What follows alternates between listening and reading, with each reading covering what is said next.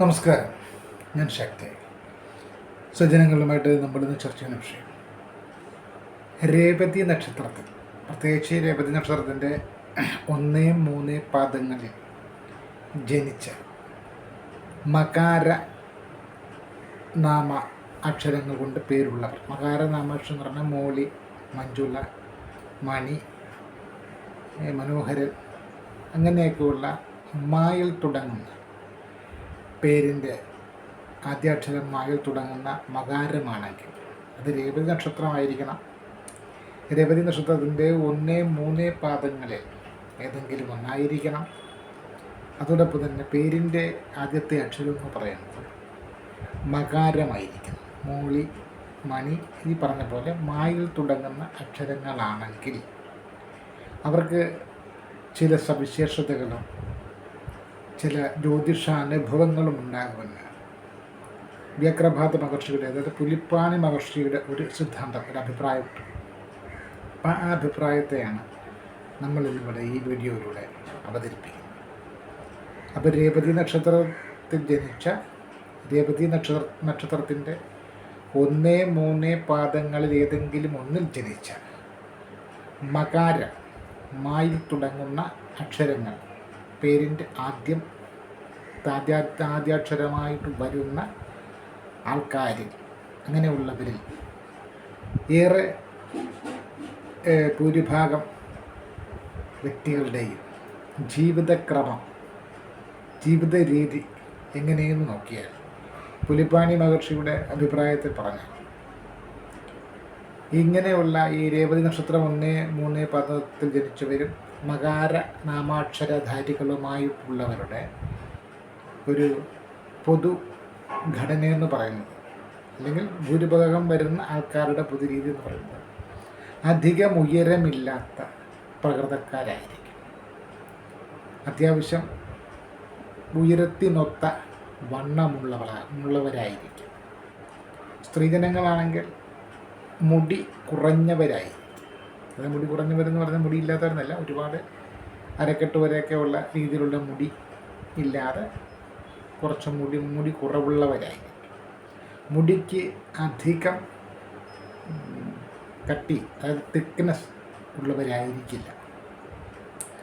ഇവരുടെ ജീവിതം എന്ന് പറയുന്നത് പൊതുവെ ഏകദേശം ഒരു വിവാഹ ജീവിതം വരെ, അല്ലെ വിവാഹകാലം വരെ വലിയ കുഴപ്പമില്ലാത്ത രീതിയിൽ പോകുന്നുള്ളതാണ് വ്യഗ്രഭാത മഹർഷിയുടെ അഭിപ്രായം.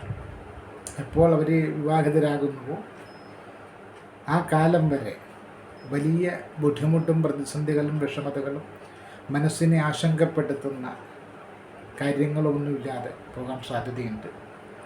മാതാപിതാക്കളിൽ നിന്ന്, പ്രത്യേകിച്ച് അച്ഛനിൽ നിന്നോ അമ്മയിൽ നിന്നോ ഏതെങ്കിലും തരത്തിലുള്ളൊരു അവഗണന നേരിടേണ്ടി വരുന്നവരായിരിക്കും. കാരണം മക്കളിൽ മൂത്തവരായിരിക്കാം, അല്ലെങ്കിൽ രണ്ടാമത്തവരായിരിക്കും. അങ്ങനെയൊക്കെ ആണെങ്കിൽ പോലും ആ മക്കൾക്ക് എല്ലാവർക്കും നൽകുന്ന വാത്സല്യവും കരുതലും ഇവർക്ക് ലഭിക്കുന്നത് അല്പം കുറച്ചായിരിക്കും, അല്ലെങ്കിൽ അതിൽ കുറച്ച് ലോപമുണ്ടായിരിക്കും എന്നുള്ളത് ഇതിൻ്റെ ഏകദേശം. അപ്പം ഈ ഒരു ജീവിത സാഹചര്യത്തിലൂടെ കടന്നു വരുന്നവരായിരിക്കും. വളരെയേറെ പിതൃഭക്തിയും മാതൃഭക്തിയും ഇവരുടെ മനസ്സിലുണ്ടായിരിക്കും. പക്ഷെ ഓർമ്മിക്കാൻ വലിയ നല്ല ഗുണങ്ങൾ, നല്ല നേട്ടങ്ങളൊന്നും മാതൃഭാഗത്തു നിന്നുണ്ടാകുന്നില്ല. എപ്പോഴും വിമർശനങ്ങളും അല്ലെങ്കിൽ അടിച്ചമർത്തുവാനുള്ള ഒരു ത്വര മാതാപിതാക്കളിൽ നിന്ന് നേരിടേണ്ടി വരുന്നവരാണ്. ഇവരെ സംബന്ധിച്ച് വിദ്യാഭ്യാസപരമായിട്ട് വളരെയേറെ കഴിവും കാര്യശേഷിയും വർദ്ധിച്ച് ആണെങ്കിലും അതില്ലെങ്കിൽ ഏതെങ്കിലും കരകൗശല വിദ്യകളിൽ ഇവർ കേവന്മാരായിരിക്കും. പ്രത്യേകിച്ച് തുന്നൽ പണി, പെയിൻറ്റിങ്, അതുപോലെ കൈകൊണ്ട് പ്രവർത്തിക്കുന്ന ഏതെങ്കിലും തരത്തിലുള്ള ജോലികൾ, പാചക കലയിൽ ഒക്കെ ഇവർ വിദഗ്ധരായിരിക്കും. ഇവർ പൊതുവെ സൗന്ദര്യമുള്ളവരായിരിക്കും. കാരണം വൈരൂപ്യമെന്ന് പറയുന്നൊരവസ്ഥയല്ല. എന്ന് പറഞ്ഞാൽ അമിത സൗന്ദര്യങ്ങളാണ്, അമിത സുന്ദരന്മാരാണ് എന്ന് പറയുന്ന ഒരു തരത്തിലേക്ക് പോകാൻ പറ്റില്ല. സാമാന്യം കാഴ്ചകൾ ഭംഗിയുള്ളവരായിരിക്കും. പ്രത്യേകിച്ച് ഇവരുടെ ചിരിക്കുമ്പോഴുള്ള ഒരു ആകർഷണീയത, അതുപോലെ തന്നെ ഇവരുടെ സംസാരത്തിൽ, അല്ലെങ്കിൽ ഇവരെ ഏതെങ്കിലും കാര്യത്തിൽ പ്രകടിപ്പിക്കുന്ന ഒരു ഒരു ശബ്ദം, അത് അയ്യോ അയ്യേ എന്നൊക്കെ പറയുന്നതിൻ്റെ ഒരു പ്രത്യേക രീതിയിലുള്ളതായിരിക്കും. അതായത് അവരുടെ ഒരു വാചക ചേഷ്ടകളിൽ ആകർഷണീയത ഉണ്ടാകും. വിവാഹാനന്തര ജീവിതത്തിൽ ഇവർ കുറച്ചു കാലം സന്തോഷവും സംതൃപ്തിയുമൊക്കെ ആയിട്ട് കഴിയുമെങ്കിലും പിന്നീട് എവിടെയോ ഇവരാഗ്രഹിച്ച രീതിയിലുള്ള ഒരു ബന്ധം അല്ലെങ്കിൽ ഒരു ദാമ്പത്യ ജീവിതം ഇവർക്ക് ലഭിക്കുക എന്ന് പറയുന്നത് സാധ്യത വളരെ കുറവാണ്. അങ്ങനെ ലഭിക്കാത്തവരായിട്ടുള്ളവരാണ് എല്ലാവരും എന്നല്ല പറയുന്നത്. ദാമ്പത്യ ജീവിതം വേർപെട്ട് പോകുന്നവരാണ് ഇതിൽ ഏറെ പേര് നിയമപരമായിട്ട് വിവാഹം കഴിച്ചിരിക്കുന്നവരെ സംബന്ധിച്ച്.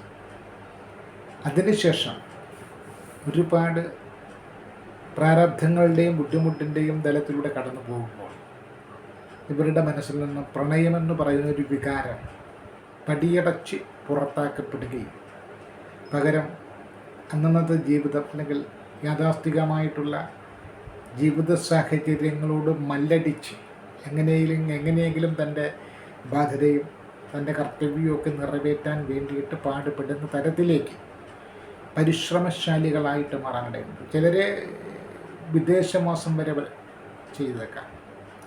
വിദേശവാസം എന്ന് പറഞ്ഞാൽ ദേശം വിട്ടുള്ള യാത്രകൾ വരെ ചെയ്തേക്കാം. അതായത് യഥാർത്ഥത്തിൽ ഇവർ പ്രണയിക്കപ്പെടുവാൻ ആഗ്രഹിക്കുന്ന സമയത്ത് ഇവർക്ക് കൃത്യമായ പ്രണയം ലഭിക്കുന്നില്ല. വിവാഹാനന്തര ജീവിതത്തിലൂടെ ഇവർ ആഗ്രഹിക്കുന്ന തരത്തിലേക്കുള്ള ഒരു മനസ്സ് നിറഞ്ഞ പ്രണയം ലഭിക്കും എന്ന കരുതലോടും സങ്കല്പത്തോടും കൂടെ വിവാഹ ജീവിതത്തിലേക്ക് കാലെടുത്ത് വെക്കുന്നുവെങ്കിലും അവിടെയും സംതൃപ്തകരമായിട്ടുള്ളൊരു പ്രണയം ലഭിക്കുന്നില്ല.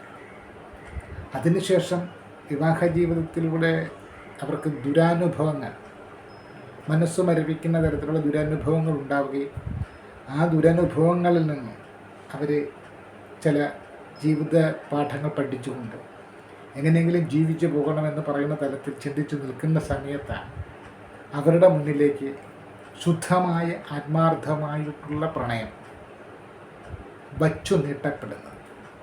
അത് 90% ആളുകളെ സംബന്ധിച്ച് അവരുടെ വയസ്സിലോ ജാതിയിലോ മതത്തിലോ വ്യത്യസ്തതയുള്ളവരായിരിക്കും പ്രണയാഭ്യർത്ഥനകളുമായിട്ട് വരാനിടയുള്ളത്. ഒന്നെങ്കിൽ ഈ നക്ഷത്രജാതരുടെ വയസ്സിനേക്കാൾ മൂത്തവരായിരിക്കും, അല്ലെങ്കിൽ ഈ നക്ഷത്രജാതരുടെ വയസ്സിനേക്കാൾ ഇളയവരായിരിക്കും, മറ്റ് മതവിഭാഗത്തിൽപ്പെട്ടവരായിരിക്കാം, മറ്റ് ജാതികളിൽപ്പെട്ടവരായിരിക്കാം. അത്തരക്കാരെ യഥാർത്ഥത്തിലുള്ള ഒരു പ്രണയ സാഹചര്യവുമായിട്ട് പ്രണയവുമായിട്ട് അത് ഇവരുടെ ഇടപെടൽ കൊണ്ടുണ്ടാകുന്ന ഒരു പ്രണയമായിരിക്കാം. ഇവരാത്മാർത്ഥമായിട്ട് ഒരു സഹകരണ അടിസ്ഥാനത്തിൽ എല്ലാവരെയും തുല്യമായി കാണുന്ന രീതിയിലുള്ള ഒരു പ്രവർത്തനങ്ങൾ നടത്തുകയും അപ്പോൾ അതിൽ ആ ഒരു സാഹചര്യത്തിൽ ആ ഒരു പശ്ചാത്തലത്തിൽ ഒറ്റപ്പെട്ടു പോയി ഇവരെ പോലെയുള്ള ഏതെങ്കിലും ഒരു മനസ്സുകൾ ഇവരെ തിരിച്ചറിയുകയും ഇവരോട് പ്രണയം ഭാവിക്കുക എന്ന് പറയുന്നത് നടിക്കാനായിരിക്കും അർത്ഥം. അവിടെ ഭാവനയല്ല, ഒറിജിനലായിട്ടുള്ള പ്രണയം തന്നെ. ഒറിജിനലായിട്ടുള്ള പ്രണയവുമായിട്ട് ഇവരെ സമീപിക്കുകയും ഇവരെ പ്രണയിക്കുകയും ചെയ്യും. അത് ഇവരോട് പറയാനൊക്കെ സാധ്യതയുണ്ട്. എങ്കിൽ പോലും അതൊന്നും സ്വീകരിക്കാൻ പറ്റിയ ഒരു മാനസികാവസ്ഥയിലല്ല എന്ന് മാത്രമല്ല, ആ സമയം ഇവരുടെ മനസ്സിൽ പ്രണയമെന്ന് പറയുന്ന വികാരം മരവിച്ച്, അല്ലെങ്കിൽ പ്രണയമല്ല തങ്ങൾക്ക് ആവശ്യം, അതിനേക്കാൾ ഉപരി ജീവിച്ചു പോകുവാനുള്ള തത്രപ്പാടിലാണ് എന്ന് പറയുന്ന തലത്തിലേക്ക് ഇവർ മാനസികമായിട്ട് ചുരുങ്ങുകയും ചെയ്യും. പ്രണയരോഗി എന്ന് വിശേഷിപ്പിക്കാവും. നമ്മൾ പ്രണയരോഗി എന്ന് വിശേഷിപ്പിക്കുന്നത് തെറ്റാണെങ്കിൽ പോലും ഇദ്ദേഹത്തിൻ്റെ മനസ്സിലുള്ള ആത്മാർത്ഥമായിട്ടുള്ള പ്രണയം കൊണ്ട് അയാൾ ഈ നക്ഷത്രജാതരെ പ്രണയിച്ചുകൊണ്ട് പോകുമ്പോൾ തന്നെ ഇവർ അയാളിൽ നിന്നും വളരെ ദൂരേക്ക് ഇവരുടെ ജീവിത സാഹചര്യങ്ങളുമായിട്ട് ബന്ധപ്പെട്ട് അകന്ന് കഴിയും. അതായത് ഒരു പ്രണയം നമ്മളുടെ മുമ്പിലേക്ക് വെച്ച് നീട്ടപ്പെടുന്നൊരു പ്രണയം, ആത്മാർത്ഥമായിട്ടുള്ള പ്രണയം, നമ്മൾ കൊതിക്കുന്ന പ്രണയം, നമ്മളെ മനസ്സുകൊണ്ട് ആഗ്രഹിക്കുന്ന പ്രണയം, നമ്മൾ ആഗ്രഹിച്ചിരുന്ന പ്രണയം നമ്മുടെ മുമ്പിലേക്ക് യഥാർത്ഥത്തിൽ വെച്ച് നീട്ടപ്പെടുമ്പോൾ ചിലപ്പം വയസ്സ് വ്യത്യാസം ഉണ്ടായിരിക്കും, ജാതിയോ മതോ വ്യത്യാസം ഉണ്ടായിരിക്കും. എങ്കിൽ പോലും നമുക്ക് സ്വീകരിക്കാൻ പറ്റാതെ അത്രയേറെ ബാധ്യതകളും ബുദ്ധിമുട്ടുകളും ജീവിത സാഹചര്യങ്ങളുടെ പ്രതികൂല ഘടകവും കാരണം ദൂരേക്ക് പോകുന്നവർ. പിന്നീട് ഇവരെ സംബന്ധിച്ച് ഇവരുടെ ഒരു നിലപാടെന്ന് പറഞ്ഞ ഏകദേശം ഇവരെ സംബന്ധിച്ച് നമ്മൾ കൃത്യമായിട്ട് പറയുന്നത് 30 വയസ്സിന് ശേഷമുള്ള ഇവരുടെ ഒരു ജീവിതത്തിലെ മാറ്റം, ഇതൊരു വലിയ മാറ്റം തന്നെയാണ്. 30 വയസ്സ് വരെ ഇവരെ സംബന്ധിച്ച് ഇവർ യഥാർത്ഥത്തിൽ നമ്മൾ കവികളൊക്കെ വിശേഷിപ്പിക്കുന്നത് പോലെ പറയുകയാണെങ്കിൽ ചെമ്പനീർ പൂവിനോട് തുല്യമായിട്ടോ അല്ലെങ്കിൽ പൂജയ്ക്ക് എടുക്കാത്ത പുഷ്പങ്ങളുടെ വിഭാഗത്തിലൊക്കെ നമുക്ക് ഉൾപ്പെടുത്തി പരിശുദ്ധി കൽപ്പിക്കാവുന്നു. എന്നുവെച്ചാൽ അതിനുശേഷം അവർ മോശക്കാരാണെന്നല്ല അർത്ഥം. കാരണം അന്ന് ആ സമയത്ത് ആ 30 ദിവസം മുമ്പുള്ള സമയത്ത് അവരെ സംബന്ധിച്ച് അവരെ മനസ്സ് ശുദ്ധന്മാരാണ്. പറയുന്നത് ചെയ്യുന്നത് പറഞ്ഞു. 30 വയസ്സിന് ശേഷം അവർക്ക് ജീവിതത്തിലുണ്ടായിരിക്കുന്ന ദുരനുഭവങ്ങളും ജീവിതാനുഭവങ്ങളും എല്ലാം കൂടെ വെച്ചുകൊണ്ട് പലതും അവർ പറയാറില്ല, ചെയ്യാവുന്നതാണെങ്കിൽ പോലും പറയാറില്ല. ഇനി ഏതെങ്കിലും തരത്തിൽ അവർ ചെയ്യാമെന്ന് പറയുന്നത് തന്നെ ചെയ്യണമെന്നില്ല. അതോടൊപ്പം തന്നെ നമ്മൾ പ്രതീക്ഷിക്കാത്ത മേഖലയിലേക്ക് അവരെത്തിച്ചേരുന്നത് നമുക്കാണ്. പ്രത്യേകിച്ച് ഈ നേരത്തെ പറഞ്ഞപ്പോൾ ആത്മാർത്ഥമായിട്ടുള്ള പ്രണയം ഇവർ മനസ്സിലാക്കുന്നുണ്ട്, തിരിച്ചറിയുന്നുണ്ട്, പക്ഷെ ഉൾക്കൊള്ളാൻ പറ്റുന്നില്ല, അംഗീകരിക്കാൻ പറ്റില്ല. അവരുടെ ജീവിത സാഹചര്യങ്ങൾ അവരെ കൊണ്ടുചെന്നെത്തിയിരിക്കുന്നത് പ്രണയത്തിൻ്റെ പടിക്ക് പുറത്താണ്. ബാധ്യതകൾ, കടബാധ്യതകൾ, പ്രതിസന്ധികൾ, പ്രശ്നങ്ങൾ, ജീവിത പ്രശ്നങ്ങൾ ഇങ്ങനെയുമായിട്ടൊക്കെ ബന്ധപ്പെട്ട് ഇവരിങ്ങനെ കറങ്ങിക്കൊണ്ടിരിക്കും. അതിൻ്റെ ഇടയ്ക്ക് പണ്ടാണ്ട് പറഞ്ഞിട്ട് അന്നത്തിനുള്ള വഴി തേടി പോകുന്ന സമയത്ത് പ്രണയിക്കാൻ പറഞ്ഞാൽ അങ്ങനെ ശരിയാകുന്നു. അപ്പോൾ ഇവരെ സംബന്ധിച്ച് ഇവരാഗ്രഹിക്കുന്ന ഇവർക്ക് അർഹതയുള്ള പ്രണയം വച്ചു നീട്ടപ്പെടുന്ന കാലഘട്ടത്തിൽ ഇവർ പ്രണയത്തിന് പടിക്ക് പുറത്താവുകയും ഇവർ പ്രണയം ആഗ്രഹിച്ചിരുന്ന സമയത്ത് ഇവർക്കത് ലഭിക്കാതെ വരികയും ചെയ്യുന്നൊരു വിചിത്രാനുഭവം ഈ മകാര നക്ഷത്ര രേവതിക്കാരുടെ ഇടയിൽ, പ്രത്യേകിച്ച് 1, 3, 10 നക്ഷത്രത്തിൽ ജനിച്ചവരുടെ ഇടയിൽ പ്രകടമായി കാണാം. നേരത്തെ പറഞ്ഞ പോലെ സുന്ദരികളും സുന്ദരന്മാരുമാണ്, സുന്ദരികളാണ്. ഇപ്പോൾ സ്ത്രീജനങ്ങളാണെങ്കിൽ വളരെയേറെ ശ്രേഷ്ഠതയുള്ള സ്ത്രീകളെന്നാണ് പറയുക. ശ്രേഷ്ഠത ഒരുപാട് ഗുണങ്ങളുള്ളവരാണ്, ഈശ്വരവിശ്വാസികളായിരിക്കും. അതോടൊപ്പം തന്നെ ഒരു ചിരി കൊണ്ട് തന്നെ ആരെയും മയക്കിയെടുക്കാൻ കഴിയുന്നവരായിരിക്കും. പക്ഷേ 30 വയസ്സിന് ശേഷമുള്ള ഇവരുടെ ഒരു പറിച്ചു നട, ജീവിതത്തിൽ ഏതെങ്കിലുമൊക്കെ തരത്തിൽ എന്തെങ്കിലുമൊക്കെ വെട്ടിപ്പിടിക്കണമെന്ന് പറയുന്ന തലത്തിലേക്കുള്ള ആഗ്രഹങ്ങൾ നിമിത്തം ഇവരെ പറിച്ചു നടുന്നത് കൊണ്ട്, ഇവർ മാറുന്നത് കൊണ്ട് ഇവരെ തന്നെ നഷ്ടമാകുന്ന സാഹചര്യങ്ങളിലൂടെ കടന്നു പോകാമെന്നാണ് വ്യാഘ്രപാദ മഹർഷിയുടെ അഭിപ്രായം. കാരണം എന്തൊക്കെയോ എവിടുന്നൊക്കെയോ പ്രതീക്ഷിക്കുന്നു. 30 വയസ്സിന് ശേഷമുള്ളവരുടെ ജീവിതം ഏകദേശം ഒരു 50 വയസ്സ് വരെയുള്ള കാലഘട്ടം നമ്മളെടുത്ത് പറഞ്ഞാൽ എന്തൊക്കെയോ എവിടേക്കോ എന്ന് പ്രതീക്ഷിക്കുന്നു. നമ്മുടെ മുമ്പിലേക്ക് ആത്മാർത്ഥമായിട്ടുള്ള പ്രണയവുമായിട്ട് വന്നിരുന്നവർ സഹായിക്കാനുള്ളൊരു കൽപ്പൊന്നുമുള്ളവരായിരുന്നിരിക്കില്ല. എങ്കിലും അവരെ തള്ളിക്കൊണ്ട് നമ്മൾ മുന്നോട്ട് പ്രണയം എന്ന് പറയുന്നത് വെറും മാംസക്കച്ചവടമാണെന്ന് പറയുന്ന തരത്തിൽ വിലയിരുത്തിക്കൊണ്ട് മുന്നോട്ട് പോകുമ്പോൾ നമ്മളവിടെ പലതും കൊടുക്കൽ വാങ്ങലുകൾ വ്യാപാരാടിസ്ഥാനത്തിൽ നടത്തുന്നു. നമുക്ക് ജീവിക്കണം, എങ്ങനെയെങ്കിലും കുടുംബം രക്ഷപ്പെടുത്തണം, എങ്ങനെയെങ്കിലും നമുക്ക് രക്ഷപ്പെടണം, എങ്ങനെയെങ്കിലും നമ്മളുടെ ജീവിത സാഹചര്യങ്ങൾ പുരോഗതിയിലേക്ക് നയിക്കപ്പെടുന്നതാണ്. നമുക്ക് എങ്ങനെയെങ്കിലും മറ്റുള്ളവരുടെ മുമ്പിൽ ആത്മാഭിമാനത്തോടുകൂടി ജീവിക്കണം. അതല്ലാതെ മനസ്സ് സംതൃപ്തി നൽകുന്ന പ്രണയത്തിൻ്റെ പുറകെ പോയി പട്ടിണി കിടക്കുന്നതിനേക്കാൾ എത്രയോ ഭേദമാണ് വാസ്തവ അല്ലെങ്കിൽ യാഥാർത്ഥ്യ ബോധത്തിലൂടെ സഞ്ചരിച്ചുകൊണ്ട് ഏത് നാട്ടിലാണെങ്കിലും ഏത് തലത്തിലുള്ള ജീവിതമാണെങ്കിലും നമ്മൾ സാമ്പത്തികമായിട്ട് ഉന്നമനത്തിലെത്താൻ വേണ്ടി പരിശ്രമിക്കുന്നത് അല്ലെങ്കിൽ അതിലൂടെ നമ്മൾ നേടാൻ ശ്രമിക്കുന്നത് എന്ന് പറയുന്നതാണ്. ഇവരെ സംബന്ധിച്ച് ഇവർ 30 വയസ്സിന് ശേഷമുള്ള യാത്രയിൽ ചില വാഗ്ദാനങ്ങളിൽ കുരുങ്ങി വഞ്ചിക്കപ്പെടാനിടയുണ്ട്. ചില ആളുകളെ പ്രത്യേകിച്ച് ഇവരെ സംബന്ധിച്ച് ഇവർ വിശ്വാസമർപ്പിക്കുന്ന, നേരത്തെ പറഞ്ഞ കാക്കാശിന് ഗതിയില്ലാത്ത പ്രേമരോഗികളുടെ ഗ്രേഡിലുള്ളവരല്ല. അത്യാവശ്യം സാമ്പത്തിക സ്ഥിതിയൊക്കെ ഭദ്രമായിരിക്കുന്ന ഏതെങ്കിലും മേഖലയിലുള്ള ആളുകളുമായിട്ട് ഇവരെ അടുത്തുവാനും ചങ്ങാത്തം കൂടുവാനും ബന്ധം സ്ഥാപിക്കുവാനും അത്തരത്തിലുള്ള ബന്ധങ്ങളിലൂടെ ഇവർ മലയോളം മോഹിക്കുവാനിടയുണ്ട്. പക്ഷെ അവിടെയും വിധിയുടെ റോള് ഭംഗിയായി നിർവഹിക്കുന്നു. മലയോളം മോഹിക്കുന്നവർക്ക് കുന്നോളമെങ്കിലും നേടാൻ കഴിയുക എന്ന് പറയുന്നത് ഈ നക്ഷത്രജാതരെ സംബന്ധിച്ച്, അല്ലെങ്കിൽ പ്രത്യേകിച്ച് ഈ രേവതി നക്ഷത്രം 1, 3 പാദക്കാരെ സംബന്ധിച്ച് അപൂർവം ആളുകൾക്ക് മാത്രം സാധിക്കാം.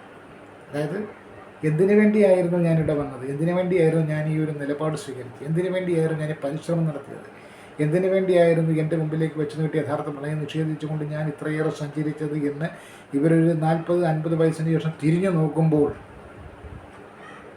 അവരുടെ ബാലൻസ് ഷീറ്റിൽ, ജീവിതത്തിൻ്റെ ബാലൻസ് ഷീറ്റിൽ എഴുതി കൂട്ടി ഗുണിച്ച് ഹരിച്ചെടുത്ത് ഒന്നും വെച്ചില്ല. നഷ്ടങ്ങളുടെ കണക്ക് മാത്രമാണ് നമ്മളുടെ മുൻപിലേക്ക്, അല്ലെങ്കിൽ ഈ നക്ഷത്രജാതരുടെ മുമ്പിലേക്ക് ഇല്ലായ്മയിൽ നിന്നപ്പോൾ ആത്മാർത്ഥമായിട്ടുള്ള സ്നേഹം വച്ചു നീട്ടിയവരെ സംബന്ധിച്ച്, അല്ലെങ്കിൽ അത്തരക്കാരെ സംബന്ധിച്ച് അവർ ശാരീരികമായിട്ടുള്ള താല്പര്യമായിരുന്നില്ല അവരുടെ പ്രണയത്തിൻ്റെ പിന്നിൽ. കാരണം അവസരങ്ങൾ ഉണ്ടാക്കി കൊടുത്തിട്ടും, ഇനി ഇവനൊരു മാംസദാഹിയാണെങ്കിൽ ഈ മാംസദാഹത്തോട് ഇവൻ്റെ ശല്യം ഒഴിവാകട്ടെ എന്ന് വിചാരിച്ചുകൊണ്ട് അവസരങ്ങൾ ഉണ്ടാക്കി കൊടുത്തിട്ട് പോലും അതിനെ ദുരുപയോഗം ചെയ്യാതെ, മാംസദാഹത്തിലേക്ക് പോകാതെ, ഈ നക്ഷത്രയാതിൽ തന്നെ അവരെക്കുറിച്ച് നിങ്ങൾ വളരെ നല്ലവനാണ്, അല്ലെങ്കിൽ നീ വളരെ നല്ലവനാണ്, വളരെ പരിശുദ്ധയാണ്, നിങ്ങൾ വളരെ ഡീസൻ്റാണെന്ന് പറയുന്ന അഭിപ്രായം രേഖപ്പെടുത്തിയിട്ടുള്ള, എന്തിനേറെ പറയുന്നു, കയ്യെ കിടക്കുന്ന വജ്രമോതിരമാണെങ്കിൽ നിനക്ക് ഞാൻ ഊരിത്തരാം, ഊരിക്കൊടുക്കാമെന്ന് പറയുന്ന തരത്തിലേക്ക് അഭിനന്ദനാർഹമായ രീതിയിലുള്ള പ്രണയത്തെ നിഷേധിച്ചുകൊണ്ട്, നിരാകരിച്ചുകൊണ്ട് മറ്റെന്തൊക്കെയോ നേടാൻ വേണ്ടി പോയ വെമ്പി നടന്ന ഒരു നക്ഷത്രജാതി. സത്യത്തിൽ യഥാർത്ഥത്തിൽ നമ്മളിവരെ ദൂരെ നിന്ന് വീക്ഷിച്ചാൽ, വ്യഗ്രപാത മഹർഷിയുടെ അഭിപ്രായം കടമെടുത്ത് അതിനെ നമ്മളുടെ മലയാളീവൽക്കരിച്ചുകൊണ്ട് പറഞ്ഞാൽ, ഉരുകിത്തീയുന്ന അല്ലെങ്കിൽ വളരെ പ്രക്ഷോഭമായിട്ട് കത്തിയിട്ട് ഒടുവിൽ കരിന്തിരിയായി കത്തിമാറുന്നൊരു മൺചിരാത് പോലെ എന്നൊരു ഭാവന. നമ്മളുടെ മലയാളത്തിലേക്കത് കുറച്ചുകൂടെ പരിവർത്തനപ്പെടുത്തി പറഞ്ഞാൽ, മറ്റ് ആർക്കൊക്കെയോ വേണ്ടി പ്രകാശം പരത്താൻ വേണ്ടി സ്വയം ഉരുകി ഇല്ലാതാകുന്ന ഒരു മെഴുകുതിരിയുടെ അവസ്ഥ. അതാണ് ഇവരെ സത്യത്തിൽ ഈ നക്ഷത്രയാത്ര. ഈ പാദക്കാരി, ഈ രേവതി 1-3 പാദക്കാരി, അവരുടെ മനസ്സ് പലരും അറിയുന്നില്ല. അവരെന്താണെന്ന് പലരും കൂടെ നിൽക്കുന്നവർ പോലും അവരുടെ മനസ്സിലെ പ്രണയം അറിയുന്നില്ല, അവരുടെ മനസ്സിലെ ആഗ്രഹങ്ങൾ അറിയുന്നില്ല, അവരുടെ മനസ്സിലെ ഭക്തി അറിയുന്നില്ല, അവരുടെ മനസ്സിലെ സന്തോഷം അറിയുന്നില്ല, അവരുടെ മനസ്സെന്താണെന്ന് അറിയുന്നില്ല. അവരുടെ മനസ്സെല്ലാം അറിഞ്ഞുകൊണ്ട് ഒരു കാലത്ത് അവരുടെ മുമ്പിലേക്ക് പ്രണയാഭ്യർത്ഥനയായിട്ട് അല്ലെ പ്രണയവുമായിട്ട് വന്ന യഥാർത്ഥത്തിലുള്ള ആത്മാർത്ഥമായിട്ടുള്ള പ്രണയക്കാരിയെ ചവിട്ടി വധിച്ചുകൊണ്ട് ജീവിതത്തിൻ്റെ ഉന്നതങ്ങൾ കയറി പിടിക്കാൻ വേണ്ടി പാഞ്ഞു പോയവരാണ്. അത് അവർക്ക് വേണ്ടിയിട്ട് മാത്രമായിരുന്നില്ല, കുടുംബത്തിന് വേണ്ടിയിട്ട്, കൂടെ നിൽക്കുന്നവർക്ക് വേണ്ടിയിട്ട്, മക്കൾക്ക് വേണ്ടിയിട്ട്, അവരുടെ കുടുംബത്തിലുള്ളവർക്ക് വേണ്ടിയിട്ട്, സ്വയം എനിക്കൊരു സുഖം വേണ്ട, അല്ലെ ഞാൻ വളരെ മനസ്സുകൊണ്ട് ആഗ്രഹിച്ച യഥാർത്ഥ പ്രണയമാണ് എൻ്റെ മുമ്പിലേക്ക് ഈ കാലത്ത് നീട്ടപ്പെട്ടത്, എനിക്കത് സ്വീകരിച്ചാൽ ഭൂകമ്പങ്ങൾ എന്തെങ്കിലും ഉണ്ടാകുമെങ്കിൽ പോലും പിന്നീട് എൻ്റെ ജീവിതം ഭദ്രമാണ്, അത് വേണ്ട. അപ്പോൾ എൻ്റെ മക്കൾ രക്ഷപ്പെടണം, എൻ്റെ കുടുംബം രക്ഷപ്പെടണം, എൻ്റെ സഹോദരൻ രക്ഷപ്പെടണം, എൻ്റെ സഹോദരി രക്ഷപ്പെടണം, അവരെ രക്ഷപ്പെടുത്തണം എന്ന് പറയുന്ന ഒരു കർശന നിലപാട് സ്വീകരിച്ചുകൊണ്ട് ആരോഗ്യമുള്ളിടത്തോളം കാലം ആത്മാർത്ഥമായിട്ട് പണിയുകയും ആത്മാർത്ഥമായിട്ട് കഷ്ടപ്പെടുകയും, എന്നാൽ ആരോഗ്യത്തിന് ക്ഷതം സംഭവിക്കുന്ന കാലത്ത്, അല്ലെങ്കിൽ 40 കഴിഞ്ഞ് 50ലേക്ക് നീങ്ങി 50 കഴിഞ്ഞ് 55-60ലേക്ക് നീങ്ങുമ്പോൾ ഇവരുടെ ജീവിതത്തിൻ്റെ ബാലൻസ് ഷീറ്റ് മൊത്തം കൂട്ടി നോക്കിയാൽ അവിടെ മിച്ചം എന്ന് എഴുതാനൊന്നുണ്ടാകില്ല.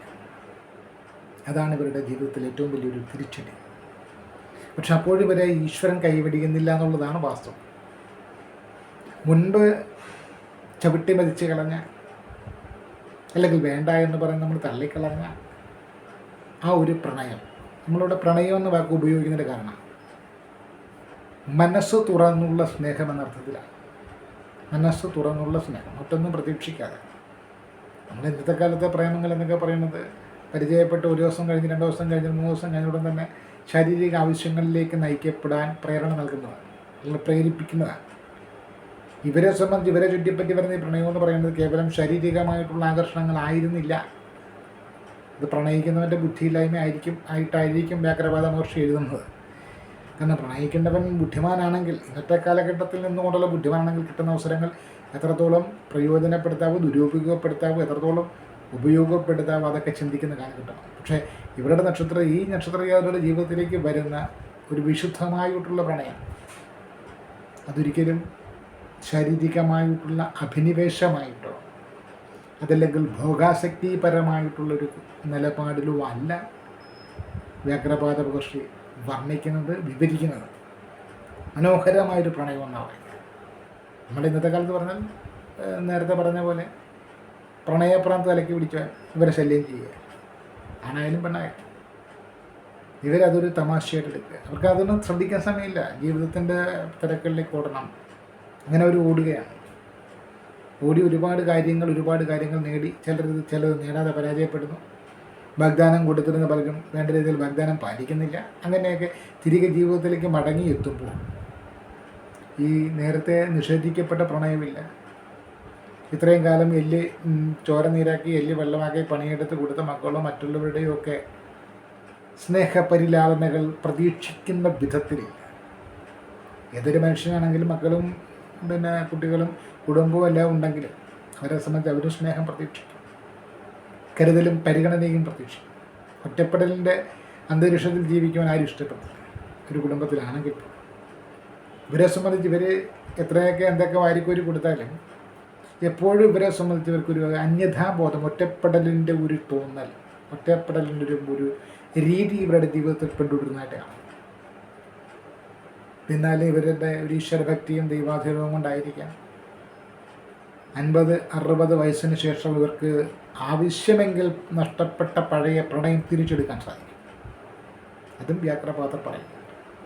ഈശ്വരൻ്റെ വരദാനമായിട്ട് എവിടെയാണോ ഉപേക്ഷിച്ചത്, ചിലപ്പം മതങ്ങളുടെ വ്യത്യാസങ്ങളുണ്ടായിരിക്കാം. ഒരാൾ ഹിന്ദുവായിരിക്കാം, ഒരാൾ ക്രിസ്ത്യനായിരിക്കാം, അല്ലെങ്കിൽ ഒരാളെ സംബന്ധിച്ച് ഒരാൾ 30 വയസ്സുള്ള ആളായിരിക്കാം, ഒരാൾ 20 വയസ്സുള്ള ആളായിരിക്കാം. ഇങ്ങനെയൊക്കെയുള്ള ജാതി മത പ്രായ വ്യത്യാസങ്ങൾ ഒരുപാടുണ്ടായിരുന്ന കാലത്ത് അത്തരം കാര്യങ്ങളിലൊക്കെ നമ്മൾ പരിഗണിച്ചുകൊണ്ട് അവഗണിച്ചു പോയിട്ടുള്ള നിലപാടുകളിൽ നിന്നുള്ള പ്രണയം അത് ജയത്തിലേക്ക്, അല്ലെങ്കിൽ ജയനുമായിട്ട് ബന്ധപ്പെട്ട് ജയവുമായിട്ട് ബന്ധപ്പെട്ട് ഒക്കെ തന്നെ നേടിയെടുക്കുവാൻ ഇവർ ശ്രമിച്ചാൽ കഴിയും എന്നുള്ളതും വ്യാഘ്രപാദ മഹർഷി അഭിപ്രായപ്പെടും. ഇവർ രേവതി നക്ഷത്രത്തിൽ ജനിച്ച മായെന്ന് പറയുന്ന അക്ഷരത്തിൽ പേര് തുടങ്ങുന്ന രേവതി നക്ഷത്രം 1-3 പാദങ്ങളിലാണ് ജനിച്ചിട്ടുള്ളവരെങ്കിൽ അങ്ങനെയുള്ളവരിൽ ഒരു 60-70% ആളുകളെ സംബന്ധിച്ച് നമ്മൾ ഈ പറഞ്ഞിരിക്കുന്ന ഒരു അനുഭവ സാധ്യതയിലൂടെ കടന്നു പോകുന്നവരായിരിക്കും. ഒരു വിവാഹത്തെക്കുറിച്ച് തന്നെ ഒരു എൻഡിങ്ങായിട്ട് വ്യാഘ്രപാദ മഹർഷി കാര്യങ്ങൾ അടിവരയിട്ടിരിക്കുന്നത്, വിവാഹകാലം വരെ ഇവരെ സംബന്ധിച്ച് ഇവർ വളരെ പരിശുദ്ധരാണ്, അതിനുശേഷം കളങ്കിതരാണെന്നല്ല അർത്ഥം. അന്നത്തെ കാലത്ത് വിവാഹത്തിന് മുമ്പ് പറഞ്ഞാൽ അവരെ സംബന്ധിച്ച് നമ്മുടെ നാട്ടിൽ പറയുന്ന കണക്ക് ഒരു ശുദ്ധഗതി. ഇപ്പോൾ വിവാഹ ജീവിതത്തിന് ശേഷമാകുന്നവർ ഈ ലോകം ശുദ്ധഗതിയുടേത് മാത്രമല്ല കാപട്യത്തിൻ്റെ കൂടെയാണ് എന്ന് മനസ്സിലാക്കുക. ഒരു പക്ഷേ ഇവരുടെ വിവാഹ ജീവിത പങ്കാളിക്കൊക്കെ ഒരു നല്ല റോൾ കാണും. അയാളെ വിശ്വസിച്ചുകൊണ്ട് വഞ്ചിക്കുകയോ ചതിക്കുകയോ കബളിപ്പിക്കുകയോ അല്ലെങ്കിൽ ആത്മാർത്ഥമായിട്ട് സ്നേഹിക്കാതിരിക്കുകയോ അല്ലെങ്കിൽ ഏതെങ്കിലും തരത്തിൽ ഉപദ്രവിക്കുകയോ ഒക്കെ ചെയ്യുന്നത് കൊണ്ടായിരിക്കും ഇവർ ലോകത്തിൻ്റെ പുതിയ മേച്ചിൽപ്പുറങ്ങളും സാധ്യതകളുമൊക്കെ ദൂരെ നിന്ന് വീക്ഷിച്ച് മനസ്സിലാക്കണം. അപ്പോൾ ഞാനെന്ന് പറയുന്ന വ്യക്തിയുടെ ശുദ്ധഗതിയല്ല ഈ ലോകം. ഈ ലോകത്തിലെ മറ്റൊരു മുഖമുണ്ട്, അത് കാപട്യത്തിൻ്റെ മുഖമാണ്. ഈ ലോകത്തിന് മറ്റൊരു മുഖമുണ്ട്, അത് വഞ്ചനയുടെ മുഖമാണ്. ഈ ലോകത്തിന് മറ്റൊരു മുഖമുണ്ട്, അത് സ്വാർത്ഥതയുടെ മുഖമാണ്.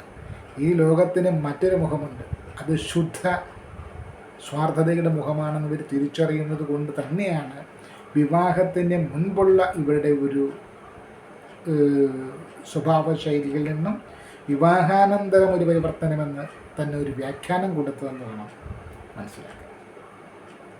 അപ്പോൾ എന്തായാലും നമ്മളിപ്പോൾ ഇവിടെ പറയുന്നത് രേവതി നക്ഷത്രം 1-3 പാദങ്ങളിൽ ജനിച്ച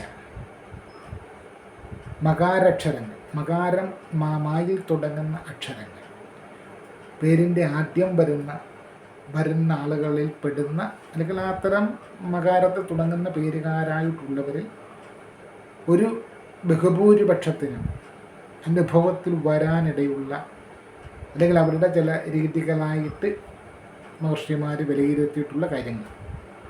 ഇതിൻ്റെ 1ാം ഭാഗം നമുക്കിവിടെ അവസാനിപ്പിക്കാം. 2ാം ഭാഗത്തിൽ ഇതിൻ്റെ പൂർണ്ണമായിട്ടുള്ള വിവരങ്ങൾ ഉൾപ്പെടുത്തിക്കൊണ്ട് നമുക്ക് ഈ വീഡിയോ അവസാനിപ്പിക്കാം.